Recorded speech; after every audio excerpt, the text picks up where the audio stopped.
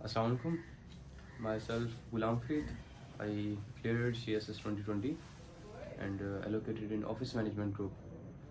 आज आपसे जो बात करने हैं वो ये है कि मेरे पास माई स्ट्रेटजी, मेरा क्या तरीक़ेकार था CSS पास करने में, मैंने क्या चीज़ें अडॉप्ट की, किस तरीके से ये सारा मेरा जो सफ़र था ये कैसा था, अपना थोड़ा सा अपनी स्टोरी भी आपके साथ शेयर करूँगा और उसके अलावा जो मेरी टेक्निक्स थी, जो स्ट्रेटजीज़ थी वो क्या थी।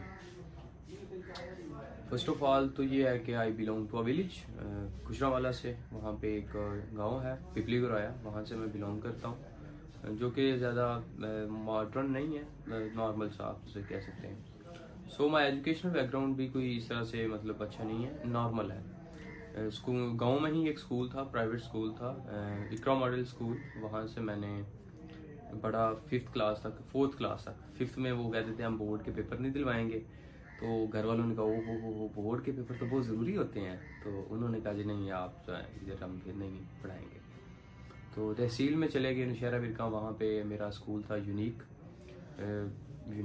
में मैं पढ़ा 5th 6th 7th 8th 9th। उसके बाद फिर मैं चला गया मरी, मतलब ये जो स्कूलिंग थी ये नॉर्मल स्कूलिंग थी, इसमें कोई ज़्यादा आप कह लें कि हाईली क्वालिफाइड टीचर्स नहीं थे, नॉर्मल थे। तो उसके बाद जब मैं चला गया मरी, वहाँ पे वो काफ़ी अच्छा था, बेहतर था। मरी में मेरा मैट्रिक था। उसके बाद FC कॉलेज गया इंटरमीडिएट के लिए, तो वो भी अच्छा था, FC कॉलेज इज़ ब्रिलियंट। उसके बाद इंटरमीडिएट कंप्लीट हुआ, तो उसके बाद मैं जो GC चला गया, GC यूनिवर्सिटी लाहौर। तो वहाँ से मैंने भी ऑनर्स किया पॉलिटिकल साइंस में, और 2019 में मेरी डिग्री जो है वो कंप्लीट हुई। 2015 to 19 जो है वो मेरा बैच था पॉलिटिकल साइंस का। तो मेरी जो डिग्री थी वो कंप्लीट हुई थी अक्टूबर में। 17 अक्टूबर को मेरा जो वाइवा था मेरे थीसिस का, तो 17 अक्टूबर को ये आजकल के दिन थे। तो मैं जब वो दे के निकला तो मैंने फिर सोचा कि चलें कुछ CSS वगैरह का भी सोचते हैं, आपको जॉब लें, डिग्री तो हो गई है। तो मुझे आज भी याद है कि 29 अक्टूबर को, 29 अक्टूबर को मैंने मेरा ये प्लान बना के मैंने जो है ना ये अटैम्प्ट देनी है 2020 की। तो मैंने घर फ़ोन किया, अब्बू को कहा कि इस तरह से मैंने अटैम्प्ट देनी है। तो महीने का आखिरी दिन था, आपको पता ही है 29 अक्टूबर आखिरी दिन होते हैं, तो पोस्टलाइट्स जो होते हैं उनके पास पैसे ख़त्म हो चुके होते हैं। तो मैंने अब्बू को कहा कि जी आप जो है ऐसे करें कि ऐसे फ़ी जो है वो सबमिट करवा दें, तो मुझे वो बताएं तो मैं ऑनलाइन अप्लाई करूँ। तो वाले साहब ने नौशहरा विरका के बैंक से वो उन्होंने चलान फार्म पे फ़ी वगैरह जमा करवाई, वो आज भी मेरे पास सेव है। 29 अक्टूबर को वो मैंने जमा करवाई, तो मैंने यहाँ पे ऑनलाइन अप्लाई किया। उसके बाद जो है फिर मैंने अपना काम, यानी 17 अक्टूबर से लेके 29 अक्टूबर तक मैंने सब्जेक्ट सिलेक्शन की अपनी, उसके ऊपर सारा वर्क किया। सब्जेक्ट सिलेक्शन की वीडियो भी मैंने आपको दी है कि मैंने किस तरह से सब्जेक्ट सिलेक्शन की, वो आप उधर से देख सकते हैं, how to select optional subjects. तो मैंने उस तरह से सब्जेक्ट्स अपने सिलेक्ट किए। उसके बाद मैंने अपनी तैयारी वगैरह स्टार्ट की। 29 अक्टूबर को मैं बैठ गया पंजाब यूनिवर्सिटी के हॉस्टल नंबर 18 में मैं रह रहा था उस वक्त। तो वहाँ से मैंने पंजाब यूनिवर्सिटी की जो मेन लाइब्रेरी है वहाँ से मैंने अपनी तैयारी स्टार्ट की। CSS सेक्शन में बैठ गए, सुबह 8 बजे आना, रात को 8 बजे जाना, उसके बाद इंजॉय करना। तो बहरहाल उधर बैठ के तैयारी स्टार्ट की। अब जो स्ट्रेटजी थी मेरी वो क्या थी, अब इस स्पैन में फरवरी 2000 आप कह लें कि फरवरी 2020 में पेपर थे, और आई थिंक 12 फरवरी को हमारा पहला पेपर था। और एक मज़े की बात बताऊं आपको, 8 फरवरी को मेरा एक दोस्त था अली रजा तारट, ही सब इंस्पेक्टर इन पंजाब पुलिस, हाफिजाबाद से था, उसकी शादी थी। तो मैंने किसी को बताया नहीं था कि मैं CSS के अटेम्प्ट दे रहा हूँ। तो अगर मैं उधर ना जाता, वो मेरा बड़ा करीबी दोस्त था, अगर मैं उधर ना जाता तो उन्होंने कहना था क्यों नहीं आया। दैट्स वाई मैंने फिर वो मैं शादी पे था, 8 को मैं उधर शादी पे गया। तो किसी को नहीं था पता कि ये इसने पेपर देने हैं। तो वो पिक्चर्स मैं आपको इसमें बताऊंगा, शो करूंगा। तो इसलिए ये है, ये चीज़ें बताने का मकसद ये है कि कोई इतना बड़ी बात नहीं है, प्रेशर ना लें, ठीक है, रिलैक्स रहें, इजी रहें। अगर आप रिलैक्स रह के इजी रह के काम करते हैं तो CSS कोई इतनी बड़ी गेम नहीं है। अभी लोग ये स्क्रीनिंग टेस्ट आया तो लोगों के हाथ पैर फूल गए हैं, यार क्या हो गया, कुछ भी नहीं हुआ, स्क्रीनिंग टेस्ट ही है। अगर आप सीरियस हैं तो आपके लिए तो ये बड़ा मसला है ही नहीं, तो इससे घबराते नहीं है। तो अब आते हैं कि जो टेक्निक्स थी, जो स्ट्रेटजीज थी, उन 3 महीनों में मैंने किया क्या। क्या वजूहात थी। तो ये है कि 3 महीनों में एक तो मैं समझता हूँ इसलिए हो गया कि मेरी पॉलिटिकल साइंस की डिग्री थी, सोशल साइंसेस का बैकग्राउंड था, तो मुझे काफ़ी ज़्यादा मेरी जो बेस थी वो बनी हुई थी पाकिस्तान अफेयर्स में, करंट अफेयर्स में मुझे काफ़ी मदद मिली, पॉलिटिकल साइंस में मुझे काफ़ी मदद मिली, पंजाबी तो वैसे ही बोलते बहुत ज़्यादा, यूरोपियन हिस्ट्री रखी मैंने, उसमें मुझे काफ़ी ज़्यादा मदद मिली। तो आई थिंक आधी से ज़्यादा तैयारी तो मेरी पहली डिग्री के दौरान ही हो चुकी थी। और ये भी एक क्वेरी होती है कि मोस्टली इंटरमीडिएट के बच्चे जो हैं वो मुझसे पूछ रहे होते हैं, मैट्रिक के बच्चे पूछ रहे होते हैं कि सर हम कौन सी डिग्री करें। तो वो उसका बेहतर हाल यही है कि अगर आप सोशल साइंसेस करते हैं तो सोशल साइंसेस से आपको फ़ायदा होगा, जब आप करंट अफेयर, पाकिस्तान अफेयर में उन चीज़ों पे आपको फ़ायदा होगा। लेकिन ये वो हार्ड एंड फास्ट रूल नहीं है। डॉक्टर्स भी करते हैं, इंजीनियर्स भी करते हैं। इस दफ़ा 140+ इंजीनियर्स हैं जिन्होंने CSS 2020 पास किया। तो this is not a hard and fast rule. तो वैसे डिग्री आपको हेल्प करती है, मुझे तो हेल्प की है, पॉलिटिकल साइंस ने मुझे बहुत ज़्यादा हेल्प की है, और ख़ास तौर पर GCU यूनिवर्सिटी की जो डिग्री है वो आपको काफ़ी ज़्यादा हेल्प करती है। वहाँ पे एक कम्पिटेटिव इन्वायरमेंट बना होता है। तो बहरहाल डिग्री जो थी उसने मुझे काफ़ी हेल्प किया। तो उसके बाद जो मैंने 3 महीने लगाए वो कैसे लगाए, वो मैंने ये किया कि फॉर एग्ज़ाम्पल मैंने सब्जेक्ट चूज़ किया। फॉर एग्ज़ाम्पल आपकी बात करते हैं जी, पाकिस्तान अफेयर्स आपने तैयार करना है, तो FPSC की वेबसाइट से सिंपली जाएं, वहाँ से पास पेपर डाउनलोड करें और साथ में सिलेबस डाउनलोड कर लें। तो अब जो सिलेबस है उसके ऊपर तकरीबन 60 to 70 टॉपिक्स होंगे जो कि FPSC ने आपको कहा कि ये आपने तैयार करने हैं। तो मैं क्या करता था, पिछले 10 सालों के 15 सालों के पेपर निकालता था और देखता था कि किस टॉपिक में से सवाल आया। तो जिस टॉपिक में से सवाल आता था मैं उसके ऊपर 1 स्टार लगा लेता था, उसको हाईलाइट कर लेता था। 2019 में एक सवाल उस टॉपिक में से आया तो मैंने 1 स्टार लगा लिया, 2017 में आया तो मैंने 1 और स्टार लगा लिया, 2016 में आया तो 1 और स्टार लगा लिया, 2014 में आया तो 1 और स्टार लगा लिया। फॉर एग्जाम्पल जब मैंने 10-15 सालों के पेपर को एनालिसिस किया तो मुझे पता चला कि ये 15 से 20 टॉपिक्स हैं, पाकिस्तान अफेयर के 15 से 20 टॉपिक्स हैं जिनमें से बार बार सवाल आ रहे हैं, और उनमें से भी कोई 10 टॉपिक्स ऐसे हैं जिनमें से आप कह लें कि बहुत ज्यादा 5 स्टार्स लगे हुए थे, जिनके ऊपर 5 स्टार्स लगे हुए थे, 6 स्टार्स लगे हुए थे। तो मुझे पता चल गया कि ये जो 6 स्टार वाले हैं इनको पहले करना है और बाकी जो है उनको बाद में करेंगे। तो वो जो 6 स्टार्स थे उनको मैंने अच्छे तरीके से तैयार किया, उनकी प्रैक्टिस की, लिखा, अपने हाथ से लिखा, और जो दूसरे थे उनको बस मैंने सरसरी सा कर लिया। आप देखें ना, 15 टॉपिक्स हुए एक दिन में, अगर आप 2 टॉपिक करें, 2 टॉपिक तैयार करना आपके लिए कोई बड़ी बात नहीं है। पूरा दिन है आपके पास, सिर्फ आपने 2 टॉपिक्स तैयार करने हैं, 2 टॉपिक्स तैयार करने हैं और उनको लिखना है, लेकिन उनको तैयार हर डायमेंशन से करना है। जिस डायमेंशन से सवाल आया उस डायमेंशन से आपने उसको तैयार करना है। तो आपके लिए वो कोई बड़ी डील नहीं होगी। कल को अगर वो और डायमेंशन से भी सवाल पूछ लेता तो आपके पास डाटा इतना होगा कि आप इसी डाटा को मोल्ड करके लिख लेंगे। ठीक है, आपकी इतनी ज्यादा प्रैक्टिस हो जाएगी।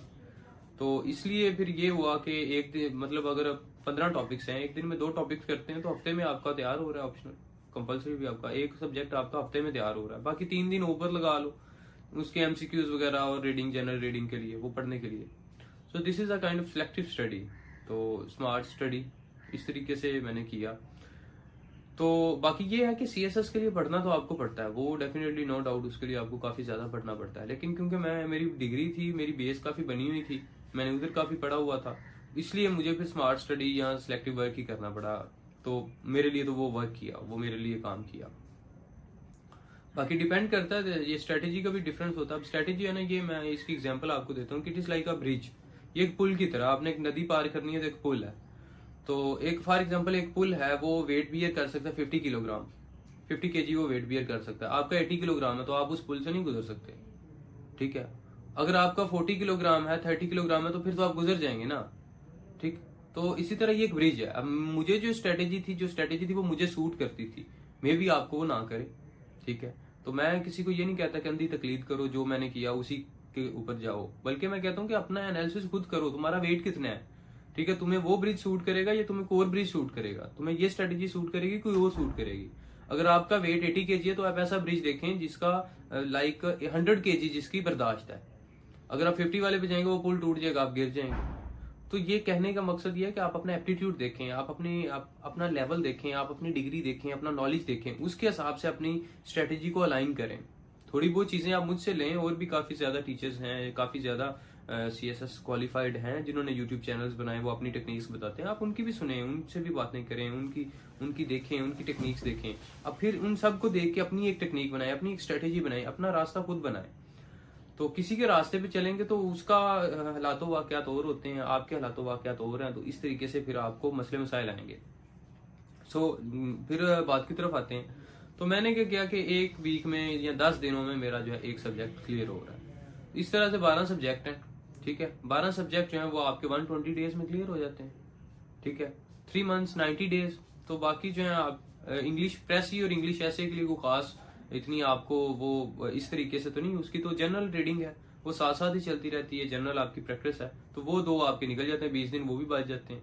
तो इस तरह से 3 मंथ्स के अंदर विद इन 90 डेज आपकी प्रेपरेशन हो जाती है। और अगर आपकी डिग्री है, जैसे मेरी डिग्री पॉलिटिकल साइंस, तो मैंने पॉलिटिकल साइंस तैयार ही नहीं की। मुझे पता था मैंने डिग्री अभी रिसेंटली की है, अभी थीसिस दे के आया हूँ, तो मैं सिंपली वो नोट्स पढ़े and that's it. Pakistan affair मैंने तैयार नहीं की, ठीक है। करंट अफेयर थोड़ा बहुत तैयार किया, यूरोपियन हिस्ट्री तैयार नहीं थी की, क्योंकि वो सारे तो मैंने डिग्री में पढ़े हुए थे। दैट्स वाई वो भी मेरा टाइम काफी ज्यादा बच गया। वो टाइम मैंने अपना एक्स्ट्रा टाइम जो इंग्लिश ऐसे पे दे दिया। अब इंग्लिश, अब एक मेन इंपॉर्टेंट बात आ गई कि इंग्लिश ऐसे, ये भी बड़ा पैनिक करता है स्टूडेंट्स को। स्टूडेंट्स अगर आप डीएमसीज देखें, अराउंड 98% स्टूडेंट्स जो है वो इंग्लिश ऐसे में फेल होते हैं। हर बच्चा तकरीबन सभी सब्जेक्ट्स में पास होता है, सिर्फ इंग्लिश ऐसे जो है उसमें फेल होते हैं। तो इंग्लिश ऐसे को कैसे करना चाहिए, वो भी एक मेरी एक टेक्निक है, स्मार्ट टेक्निक के थ्रू मैंने उसको किया कि मेरा जो एक तरीकाकार था उसके लिए फिर काफ़ी ज़्यादा लोगों ने मुझे अप्रोच भी किया कि आप हमें बताएं वो व्हाट वाज दैट स्ट्रेटजी, वो क्या। तो मैं बता के काफ़ी थक गया। तो मैंने क्या किया कि मैंने कहा चलो मैं आप अपना ना यूट्यूब चैनल बनाता हूँ। एक बात को मैं कोई तकरीबन दिन में 10-20 दफ़ा रिपीट करता था, तो इतनी दफ़ा बोल के मैं भी जो था ना आवाज़ार हो जाता। तो मैंने कहा चले एक यूट्यूब चैनल बनाते हैं, वीडियोस रिकॉर्ड की उधर। अभी सभी जो भी मुझसे कांटेक्ट करता था, सर अपनी स्टोरी बताएं, सर आपका एजुकेशनल क्या था, सर आपने कहाँ से तैयारी की, कोई एकेडमी ज्वाइन की नहीं की, ये मतलब इस तरह के मल्टीपल सवाल। तो मैंने कहा इन सब सवालों को समेट के एक वीडियो बनाते हैं, उसमें जो है ना कर देंगे। तो मैं काफ़ी दिनों से ये वीडियो रिकॉर्ड करना चाह रहा था, लेकिन टाइम आज लगा। तो मैंने कहा चलें आज जैसे भी है, आज संडे था तो आज थोड़े फ्री थे, तो मैंने कहा ठीक है चलता है। तो इसलिए अभी मैंने टाइम मिला तो मैंने कहा चलें रिकॉर्ड करते हैं। तो ये सभी सवालों के मैंने जवाब एक में रिकॉर्ड करने की कोशिश की। अब इंग्लिश ऐसे की तरफ आते हैं।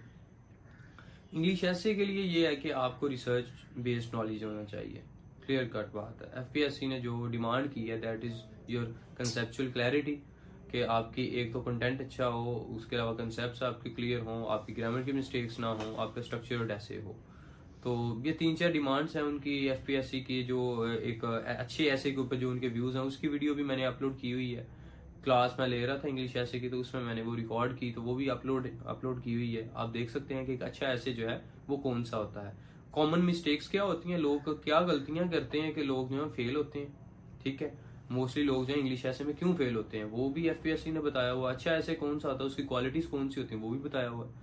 और बाकी हमने भी अपना सेशन स्टार्ट किया हुआ इंग्लिश ऐसे का। अगर आप ज्वाइन करना चाहते हैं तो नीचे रजिस्ट्रेशन नंबर आ जाएगा, तो आप उस पर कॉन्टैक्ट करके रजिस्टर कर अपने आप को करवा सकते हैं। तो वो भी मतलब हम वो फिर उस पैटर्न से आपको तैयार करेंगे इंशाल्लाह। आपका इंग्लिश ऐसे जो है वो उसी हिसाब से करेंगे जो कि एफपीएससी की डिमांड है, या जो मेरा तरीकाकार था उसके मुताबिक आपको नोट्स वगैरह जो मेरे बने हुए हैं वो भी देंगे, स्टडी मटेरियल वगैरह, या और जिस तरह की भी हेल्प आपको चाहिए हो, एवेलुएशन लाइक, तो जो भी मतलब आपको चीज़ें चाहिए होंगी वो इंशाल्लाह प्रोवाइड करेंगे। और कोई आपकी क्वेरी होंगी उनको भी आंसर करेंगे। तो आई थिंक आज की जो वीडियो है इसका इख्तिताम करते हैं, काफ़ी लंबी हो गई अब तक तो। एंड थैंक यू उन लोगों का जो अभी तक सुन रहे हैं। तो अगर आपकी कोई सवाल है, कोई क्वेरी है, तो आप नीचे कमेंट कर सकते हैं। कमेंट में जो है आपको उसके देख के तो उसके ऊपर न्यू वीडियो बना देंगे। तो जो लोग अभी तक सुन रहे हैं मुझे, वो कमेंट में नीचे लिख दें सुन रहे हैं, ताकि मुझे पता हो कि कितने लोग हैं जो मेरी वीडियो जो है ना एंड तक देखते हैं। क्योंकि मैं आप सब लोगों के कमेंट्स पढ़ता हूँ और उन कमेंट्स का जवाब भी देता हूँ।